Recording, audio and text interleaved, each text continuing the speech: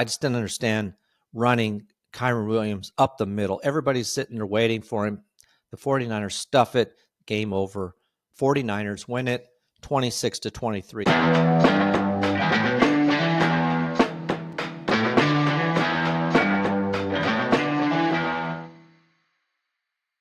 Welcome to Just the Stats NFL, the show that covers the NFL statistical leaders from the all-time greats to the current players leading the NFL. I'm Ernie Jennings, your host.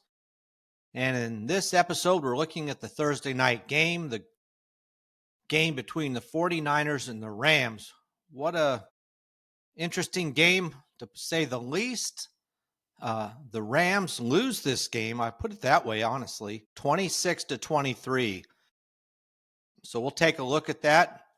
But first, we will look at the top 10s in this game. Top 10s. Matthew Stafford, big game. He had 389 yards in this game passing. Going into the game, interestingly, he was sixth place. He needed he needed 300 yards, actually, to pass Norm Van Brocklin.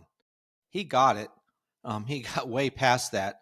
So Matthew Stafford has now moved into fifth all-time behind, ahead of Norm Van Brocklin. Matthew Stafford now has 16,203 yards for the Rams.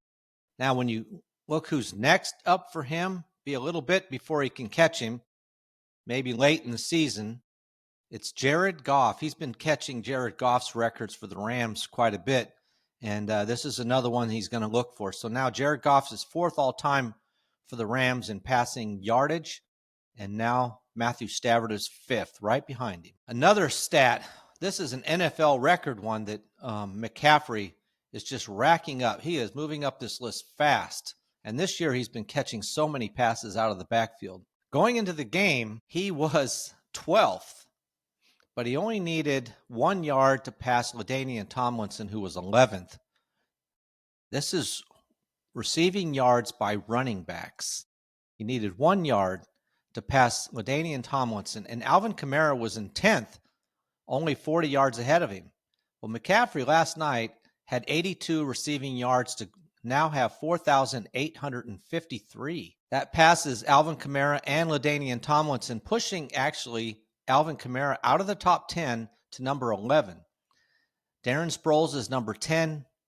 Christian McCaffrey moved all the way from 12th to 9th. He is now 9th with 4,853 yards. Next up for him are Roger Craig, who is 7th, and Herschel Walker, who is 8th. He only needs 6 yards next week to catch Herschel Walker, and he only needs, 58 to catch Roger Craig. So we're looking at Christian McCaffrey easily being into 7th spot, moving all the way up this list from not outside the top 10 to number 7 by the end of next week. So now in Alvin Kamara in his game is going to need 29 yards or 30 yards, we'll say, to pass Darren Sproles to move back into the top 10. Pretty interesting and competitive thing going on there. Now McCaffrey again, another top 10 for McCaffrey. In this one, he's even farther up the list. He's been up here. He was third place in receiving touchdowns with 31. He had another one last night. He now ties Darren Sproles with 32 touchdowns receiving for second place all-time in NFL history. Last one up from Christian McCaffrey is Marshall Faulk, who has 36 receiving touchdowns by a running back. I expect to see that probably, I would assume maybe by the end of the year, he should get 4 more, maybe 5 more. He's gotten several touchdowns this year receiving, so he has really been pushing the receiving records this year. All right, that's a look at our top 10. So let's take a look at the game itself. This was a game where the San Francisco 49ers jumped out to a 14-0 lead right off the bat and looked impressive. Their first drive in the first quarter, it didn't seem like the Rams could do anything to stop them. Mac Jones looked really good, hitting every receiver, and they seemed to be wide open. He just kept on pushing him down the field. They scored on a 6-yard pass to Tongas, their tight end. And then later on in the first quarter or second quarter, not that far into the second quarter, they score again on a Christian McCaffrey, his one touchdown pass. It was a short little 1-yard pass. Wasn't until toward the end of the second quarter that the Rams finally got on the field when Matthew Stafford hit Kyren Williams for a 14-yard pass to make it 14-7. At the end of the half, the 49ers put up another field goal to lead this game 17-7. The key moment came in the second half. In the second half, this game really flipped quite a bit. The Rams just put a lot of pressure on the 49ers. They just seemed to be able to move up and down the field easily, and they should have really won this game. There was two key issues that happened. One was in the fourth quarter when the Rams tied the game on a touchdown pass again to Kyren Williams from Matthew Stafford. That tied the game at 20-20, and they missed. The extra point was blocked. Kept the score at 20-20. And that was the key moment in this game, I believe. One of the key moments. There was two key moments. That's one of them. That would have put the Rams up by 1 point. Later in the game, toward the end, 49ers come down. They kick a field goal to go back into the lead, 23-20. And then right at the end of the game, in regular, not overtime. This game did go into overtime. The Rams kick a field goal to tie the game 23-23. That missed extra point would have put them ahead 24-23. Another key point in this game was in overtime. I believe it was. Let me think about that. No, actually, I guess it was prior to the field goal where San Francisco went 23-20. The Rams, again, are moving down the field all the way down. It's first and goal.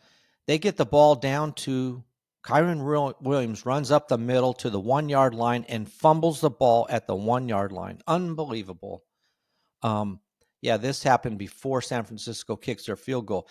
That would have put, not only did they miss the extra point, but that would have put the Rams up 27-20. They make that touchdown. They don't make it. From the 1-yard line, the 49ers are able to move all the way in field goal range. They kick that field goal, forcing the Rams to have to tie the game.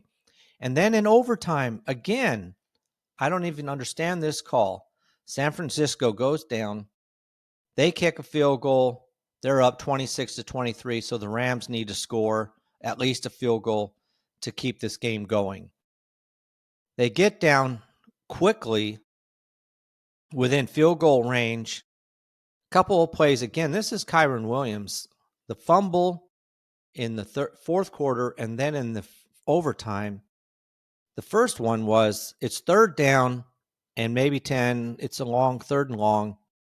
He catches a pass. Now, there's not a lot of time left, so I understand a little bit that he has to go straight to the ground to stop the clock so that they can come and spike the ball. The problem is he comes up short.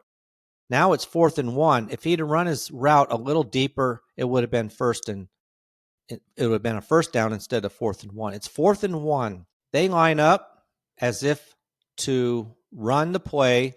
It's within easy field goal range. It's at the 11-yard line, I believe.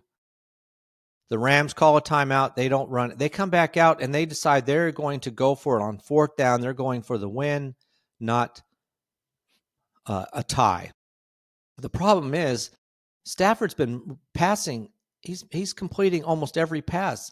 I don't think the 49ers had an answer for him throwing the ball. Instead, they hand it to Kyren Williams, who's not the biggest guy. For 1 yard, the 49ers stuff him. The game's over.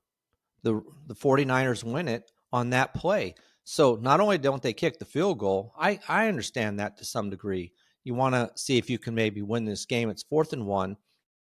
Kyren Williams puts him in the position where he doesn't run his route deep enough for the first down initially. And secondly, why hand it to him when an easy 1 yard pass to anybody and you have a first down and then you go for the either the field goal if you have to, or you continue to try to get the touchdown, but you have a first down. Instead, I just didn't understand running Kyren Williams up the middle. Everybody's sitting there waiting for him. The 49ers stuff it, game over.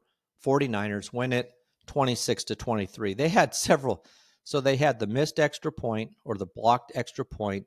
They had the fumble at the 1 yard line by Kyren Williams. And then they have the stuff of Kyren Williams in overtime. And the 49ers win it. They have something going here in the way things happen. I really, the way they've been winning some games, it's been incredible. And good for them. You know, they have so many players that are injured. I tell you, Mac Jones, he's been a backup. For the longest time, he was a backup for the Jaguars, backup for the 49ers. But boy, did he put in a great game. He was so beat up. I mean, he was hobbling off the field, but he gutted it out, had quite a game. Pretty impressive. Matthew Stafford, obviously, always tough too. Good game. So let's look at some of the numbers. Close game, really. Total net yards, Rams 456, 49ers 407. That was pretty close. The biggest difference in this game, by far, the 49ers had the ball for 40 minutes. The Rams 26. That's huge. 14-minute difference in this game. That's incredible. Looking at the individual players, Mac Jones, 33 completions on 49 attempts for 342 yards, 2 touchdowns, no interceptions, was only sacked 1 time in this game, had a quarterback rating of 100.9. Matthew Stafford, 30 completions on 47 attempts, 389 yards, 3 touchdowns, no interceptions, and he's only sacked 1 time, quarterback rating of 111.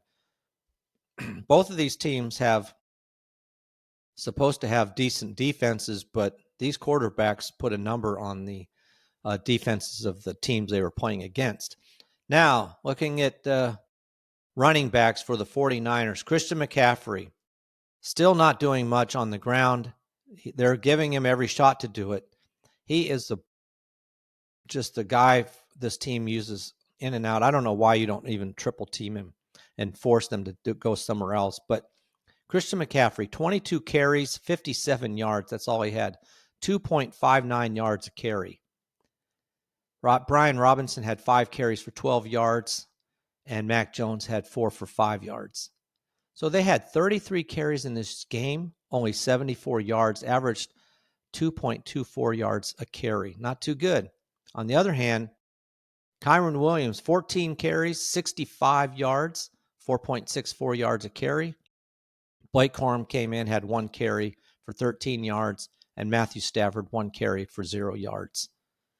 Only rushed the ball 16 times for 78 yards, which is 4 more yards than all the 33 carries that 49ers had.